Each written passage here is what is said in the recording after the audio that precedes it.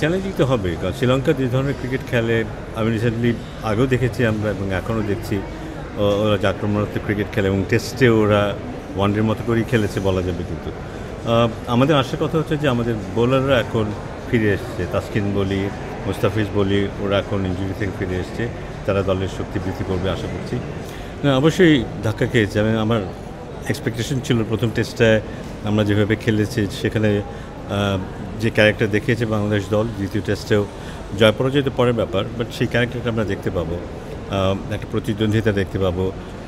হতে পারে যে এই উইকেটে প্রথম দিন ব্যাট করতে গিয়ে আমরা একটু স্ট্রাগল করেছি, বলারদের সাহায্য ছিল। দ্বিতীয় দিন ওরা সহজে ব্যাট করেছে, কিন্তু তারপরে মানে যে আমরা প্রথম দিনই একটু ভালো খেলতে পারতাম। যারা সেট হয়ে গিয়েছিল এবং ৩-৪ জন সেট হয়েছিল, এটা উচিত ছিল তাদেরই লম্বা ইনিংস খেলা এবং প্রথম ইনিংসে একটা রিজনেবল স্কোর করা, যেটা প্রতিপক্ষ কিছুটা হলেও চাপে খেলতে পারতো। তো সেটা করতে না পারাটা বোধহয় আমাদেরকে বিপদে ফেলেছে। এবং দ্বিতীয় ইনিংসে বোধহয় উইকেটের, আমি যেহেতু খেলাটা দেখিনি বুঝতে পারছি না, বাট আমার মনে হয় যে হয়তো প্রেশার হোক বা হোয়াট এভার, আমরা সেটা নিতে পারিনি এবং এখন আমরা বেশ একটা কণ্ঠাস অবস্থাতেই আছি। চ্যালেঞ্জিং তো হবে, কারণ শ্রীলঙ্কা যে ধরনের ক্রিকেট খেলে আমি রিসেন্টলি আগেও দেখেছি আমরা এবং এখনও দেখছি। ওরা আক্রমণাত্মক ক্রিকেট খেলে এবং টেস্টে ওরা ওয়ানডের মতো করেই খেলেছে বলা যাবে। কিন্তু আমাদের আসার কথা হচ্ছে যে আমাদের বোলাররা এখন ফিরে এসছে। তাসকিন বলি, মুস্তাফিজ বলি, ওরা এখন ইনজুরি থেকে ফিরে এসছে। তারা দলের শক্তি বৃদ্ধি করবে আশা করছি। ব্যাটিংয়ে আমাদের অনেক নতুন খেলোয়াড় যুক্ত হবে এই সাদা বলের ক্রিকেটে, সেটা একটা আশার কথা। আশা করবো যে ওদের যতটুকু সক্ষমতা আছে সেটা অনুযায়ী ওরা খেলতে পারবে, পজিটিভ ক্রিকেট খেলবে এবং কম্পিটিটিভ ক্রিকেট খেলবে। ফলাফল কথা এখন তো বলে দিতে পারছি না, বাট কম্পিটিটিভ ক্রিকেট খেলবে, এটুকু ডেফিনেটলি আশা করবো।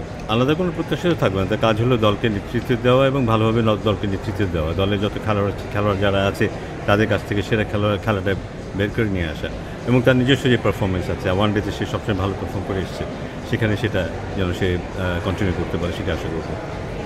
অবশ্যই ধাক্কা খেয়েছে। আমার এক্সপেকটেশন ছিল প্রথম টেস্টটায় আমরা যেভাবে খেলেছি সেখানে যে ক্যারেক্টার দেখিয়েছে বাংলাদেশ দল, দ্বিতীয় টেস্টেও জয় পরাজয় তো পরের ব্যাপার, বাট সেই ক্যারেক্টারটা আমরা দেখতে পাবো। একটা প্রতিদ্বন্দ্বিতা দেখতে পাবো। হতে পারে যে এই উইকেটে প্রথম দিন ব্যাট করতে গিয়ে আমরা একটু স্ট্রাগল করেছি, বলারদের সাহায্য ছিল। দ্বিতীয় দিন ওরা সহজে ব্যাট করেছে, কিন্তু তারপরে মানে যে আমরা প্রথম দিনই একটু ভালো খেলতে পারতাম। যারা সেট হয়ে গিয়েছিল এবং ৩-৪ জন সেট হয়েছিল, এটা উচিত ছিল তাদেরই লম্বা ইনিংস খেলা এবং প্রথম ইনিংসে একটা রিজনেবল স্কোর করা, যেটা প্রতিপক্ষ কিছুটা হলেও চাপে খেলতে পারতো। তো সেটা করতে না পারাটা বোধহয় আমাদেরকে বিপদে ফেলেছে এবং দ্বিতীয় ইনিংসে বোধহয় উইকেটের, আমি যেহেতু খেলাটা দেখিনি বুঝতে পারছি না, বাট আমার মনে হয় যে হয়তো প্রেশার হোক বা হোয়াট এভার, আমরা সেটা নিতে পারিনি এবং এখন আমরা বেশ একটা কণ্ঠাস অবস্থাতেই আছি।